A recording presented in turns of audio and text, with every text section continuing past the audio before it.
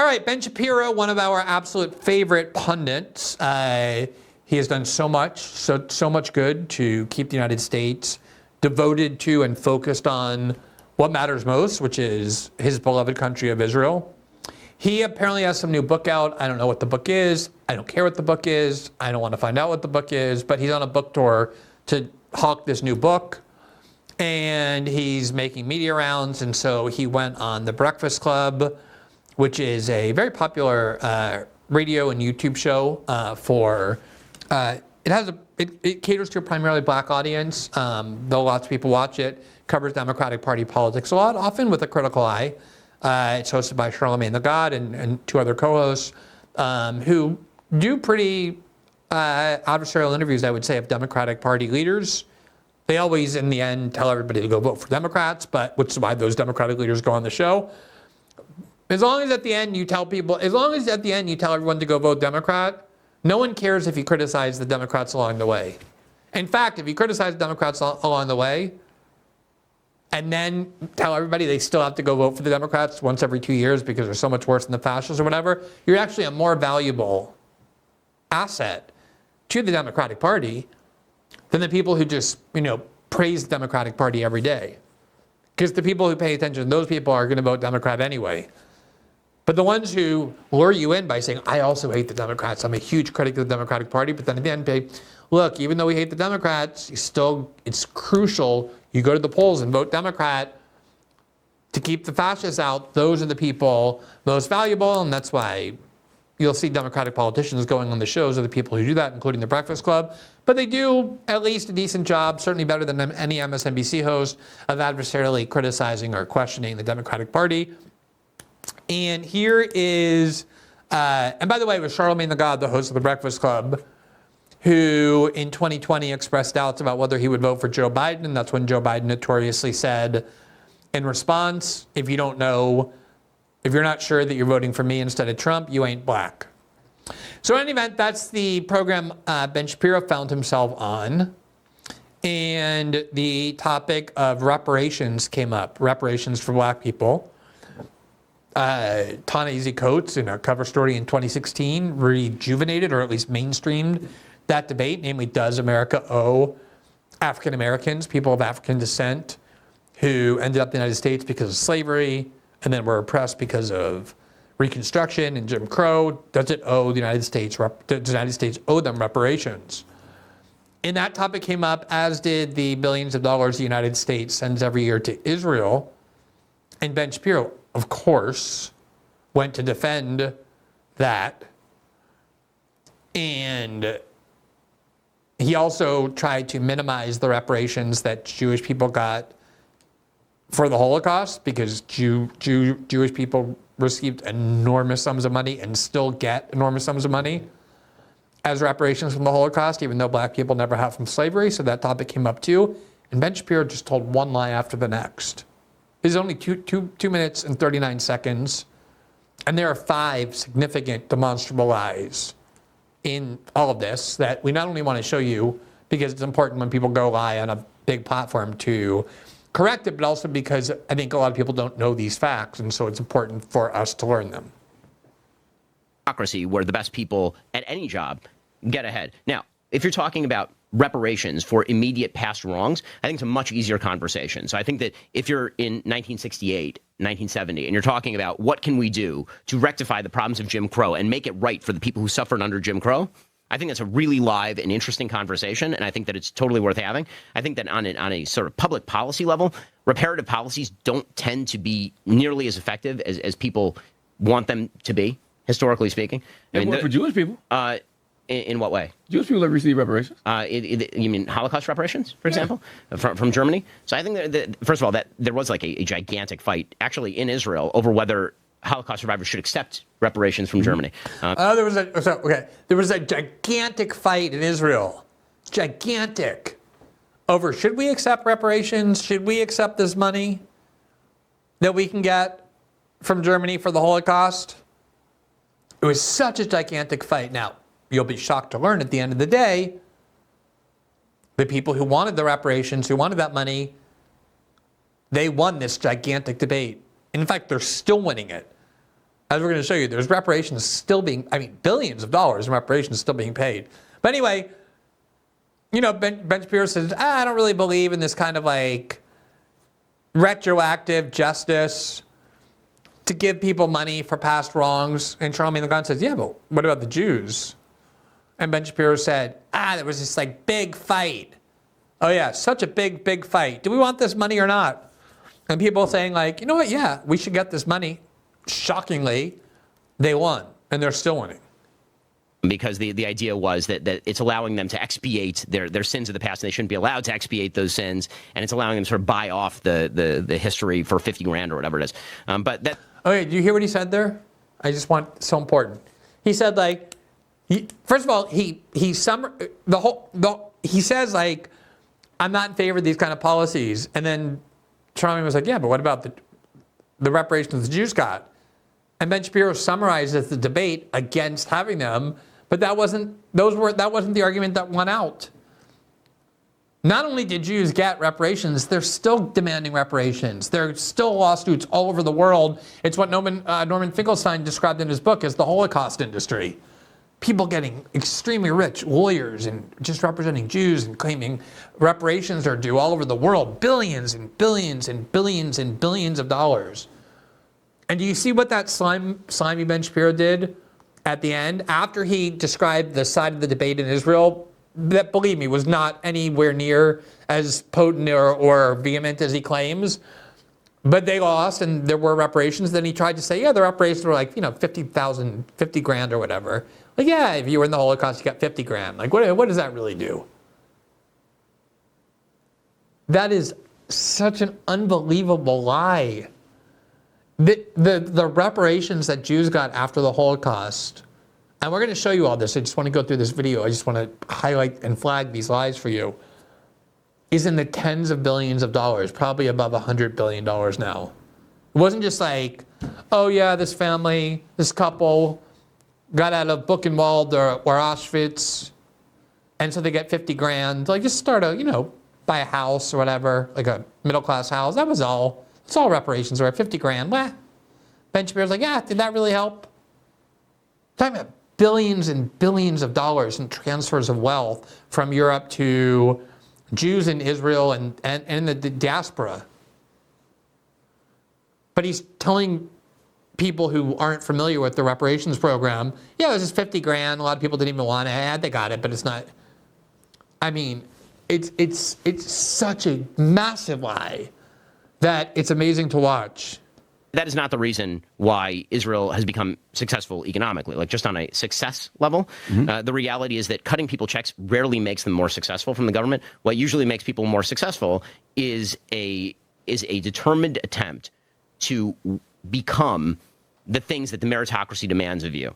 Right. So there were no long I do scale. think the U.S. foreign assistance for Israel has helped financially, though. Well, the U.S. foreign assistance for Israel. Okay, so here's Ben Shapiro saying like, yeah, you don't really benefit from handouts. You don't need handouts. It's a meritocracy.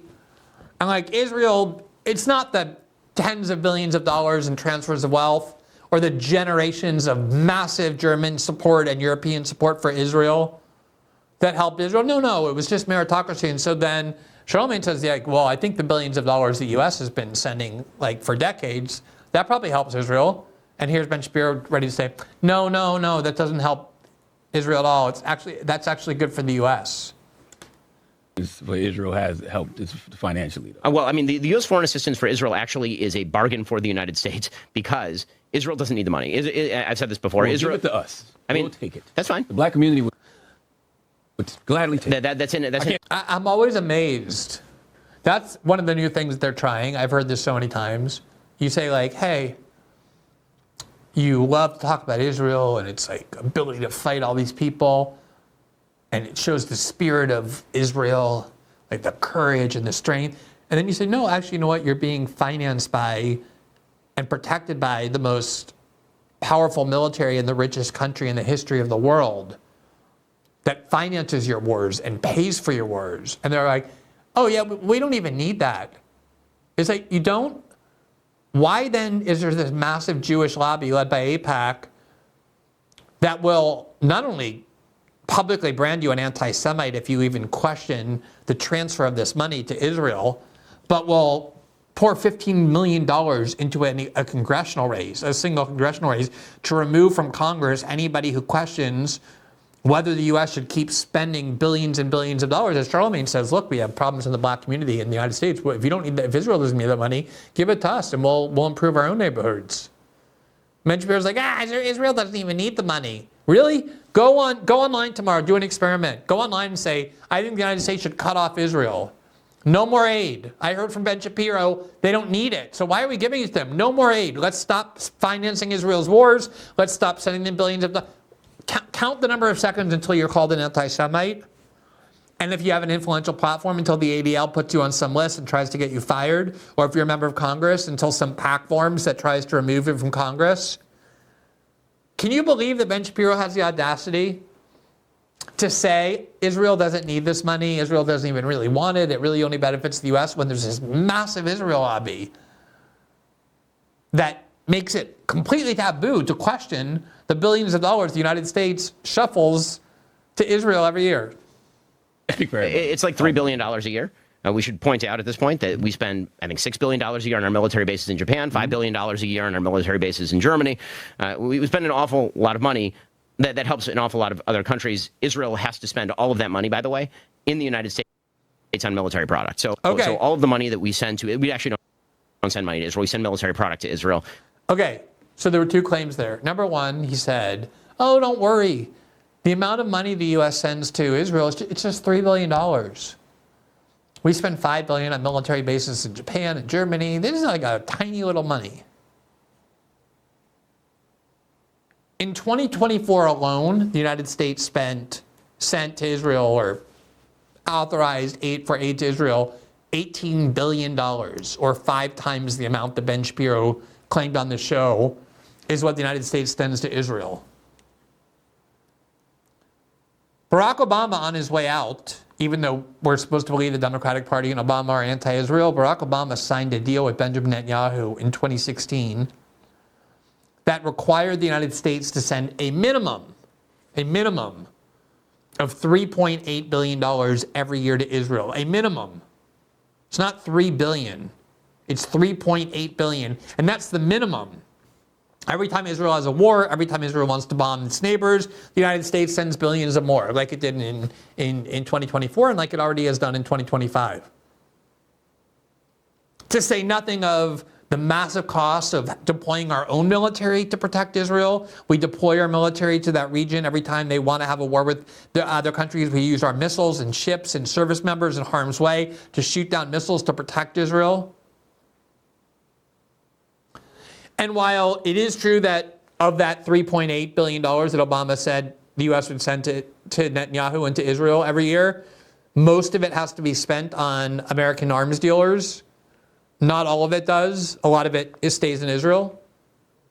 But even this, you have to spend it on our arms dealers. So basically what that means is, under this, it's a 10-year agreement, so it's going to end in 2026. Obviously, that number is going to go up a lot every time there's a new agreement. It's a 10-year memorandum of understanding that Obama signed with Netanyahu. It's due to expire next year, 2026. And Trump will be president. So you can imagine what number that's going to be. But even now, it's $3.8 billion. When Ben Shapiro says, they have to buy products from U.S. arms dealers, what that basically means is the American taxpayer gives a gift certificate to Israel. And the gift certificate says, here's a $3 billion gift certificate, and every year they get one. That entitles you to anything you want at Raytheon or Boeing or General Dynamics. It is a huge giveaway to Israel. And it's also a transfer of wealth from the American taxpayer to the military-industrial complex to benefit Israel. That's what this is. That is made in the United States. And so it actually is a subsidy to the American defense industry. And there is a deal with Israel where Israel does intelligence sharing and also develops its own tech and can't disseminate it to the world. So, for example, the helmets that our F-35 pilots use, those are Israeli developed helmets, like that we can see over the horizon, for example. That's because Israel developed technological add-ons. So the idea that this is sort of like a zero sum, the money goes out, we get nothing back, that's actually not true. You make the argument that foreign aid entirely should be zeroed out I think that is not a particularly useful argument, just because sometimes it's good and sometimes it's bad. Like I'm by the way, in favor of assistance to Ukraine to prevent Russia from taking over Ukraine. This represents a vanishing portion of our national budget, right? If you're going to talk about like where the actual massive spending is going. All right, so then there's that last part that I just want to flag that, we get so much intelligence sharing from Israel. They're so generous. They collect intelligence about that part of the world and they give it to us. So it's almost like we're stealing from Israel. I mean, we're only giving them $3 billion and we're basically getting nothing from, we're getting like so much from them that it's almost like it's a theft. That's what he was pitching. All right, as for that claim that all we do is send $3 billion to Israel in aid, whereas we spend $5 billion in Japan or whatever, here from AP, October 7, 2024. U.S. spends a record $17.9 billion on military aid to Israel since last October 7th. That's 1 year. Quote, the $17.9 billion spent since October 7, 2023 in inflation-adjusted dollars is by far the most military aid sent to Israel in 1 year. The U.S. aid since the Gaza war started includes military financing, arms sales, at least $4.4 billion in drawdowns from U.S. stockpiles, and hand-me-downs of used equipment. Much of the U.S. weapons delivered in the year were munitions, from artillery shells to 2,000-pound bunker busters and precision-guided bombs. Expenditures range from $4 billion to replenish Israel's Iron Dome and David's Sting missile defense systems, to cash for rifles and jet fuel, the study says. The Biden administration has bolstered its military strength in the region since the war in Gaza started, aiming to deter and respond to any attacks on Israeli and military American forces. So note, that amount of money that I just read you doesn't count all the fighter jets and all the aircraft carriers and all the other submarines and military assets Biden sent to the region. And by the way, Fox News convinced a lot of conservatives that Biden is anti-Israel. This is all under the Biden administration. And then here's the last paragraph. Quote, these additional operations cost at least $4.86 billion, the report said, not including beefed up U.S. military aid to Egypt and other partners in the region. That's another thing that never gets counted. We give Egypt billions of dollars every year to keep that dictatorship in place. Why? Because Egypt does the bidding of Israel and the United States. Same with Jordan. That's all for Israel. We prop up those dictatorships around Israel to protect Israel. That's not even counted in the amount of money that we spend.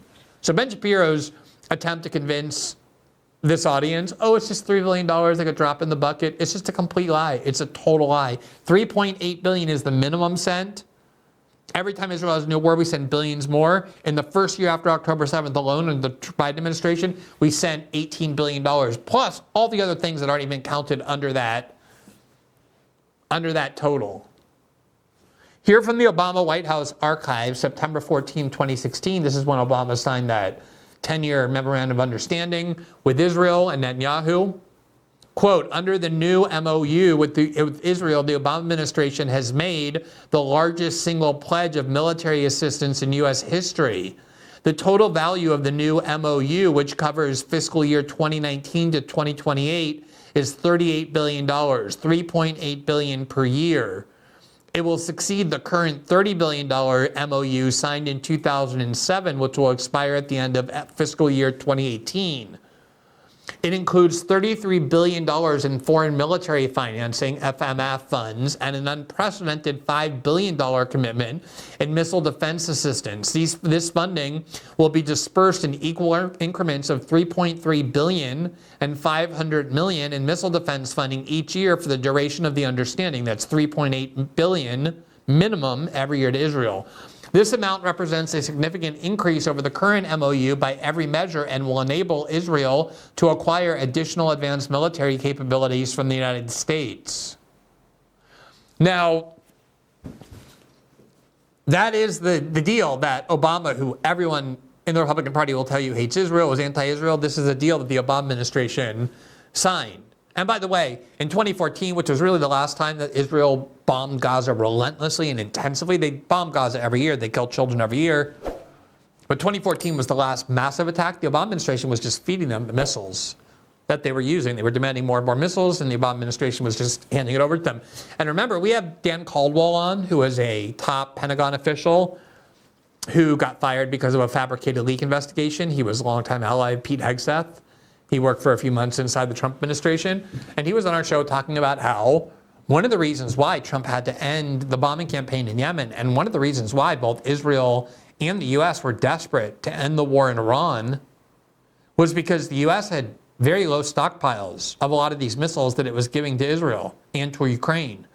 We were low on munitions. We were low on these defensive missiles that take Iranian missiles and other missiles out of the air. Both Israel and the United States stockpiles were dangerously low. That's why that war needed to end so quickly. So we also sacrificed our own military readiness in defense of Israel and in defense of Ukraine too. But Israel has gotten by far the most aid over the last 30 to 40 years. Now, it is true that Israel uses a lot of that money to buy weapons from U.S. arms dealers. Like I said, it's basically a certificate the American people give to Israel to go shopping. Here from CTEC, August of 2024, Israel's Air Force takes a quantum leap with $20 billion U.S. arms deal. At the center of this deal, approved this week by U.S. Secretary of State Antony Blinken, is the potential purchase of 50 advanced F-15AI aircraft from Boeing, allowing the Air Force to open 2 new fighter squadrons. The Air Force has long been interested in these aircraft, alongside expanding the fleet of Lockheed Martin F-35 fighter jets. The Air Force is in advanced stages of developing a second F-35 squadron to be completed next year, and has already ordered a third squadron of 25 additional F-35s, together totaling about $3 billion, with deliveries expected to begin in 2027. The procurement of the new aircraft is not expected to have a significant impact on the defense budget or the state's budget, as it will be based on U.S. aid, which amounts to $3.8 billion annually. While the procurement of fighter jets and related components will not happen before 2029, Blinken's approval includes the sale of additional weapon systems to Israel worth about $1.5 billion, many from General Dynamics. Remember the whole point about the military-industrial complex? We have to stop drowning the military-industrial complex with American resources. That's all this is. It's a transfer of wealth from the American worker to these arms dealers so that Israel can go shopping for free and build up its military that the United States worker pays for. Here's, as far as Ben Shapiro's point is concerned about, oh yeah, there was some little few reparations. People got like 50 grand or whatever after the war. It's been tens of billions of dollars, and it's still ongoing. Here from NPR in June of 2023, just 2 years ago, Germany will pay more than $1.4 billion next year to survivors of Nazi atrocities. Quote, the payments stem from annual negotiations between Germany's Federal Ministry of Finance and the Conference on Jewish Material Claims Against Germany, an organization representing Jewish Holocaust survivors, also known as the Claims Conference. The funds are meant to help survivors live in dignity decades after they were persecuted and lost loved ones and property. The compensation payment slated for 2024 eclipses the more than $1.2 billion Germany agreed to pay in 2023. Restitution amounts have risen sharply since 2015, the German government notes, when the annual package was valued around 500 million euros. The Claims Conference has been pursuing reparations from the German government since 1951, when it was founded by a coalition of Jewish organizations, and has secured more than $90 billion in payments. Just leave aside for a moment whether you think that $90 billion, and I'm sure it's more when you count everything, is just as reparations for the Holocaust. Ben Shapiro went on this program and they asked him, why do Jews get reparations for the Holocaust, but we black people don't get reparations for anything that was done to us over centuries in the United States? And Ben Shapiro said, yeah, big debate in Israel. Do we even want the money? Turns out you do want the money. And he said, yeah, but, how much does it really help? 50,000, what? 50,000? I don't even know how many Holocaust survivors are still alive.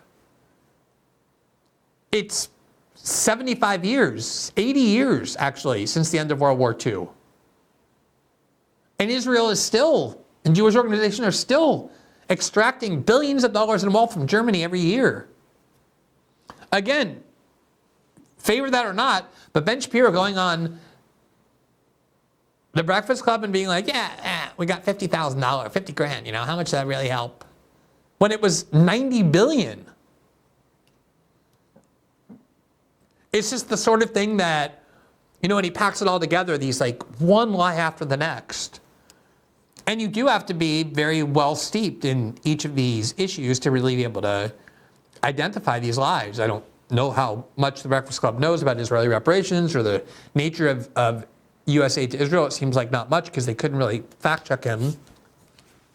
And the final issue was Ben Shapiro said, oh, we get so much intelligence sharing.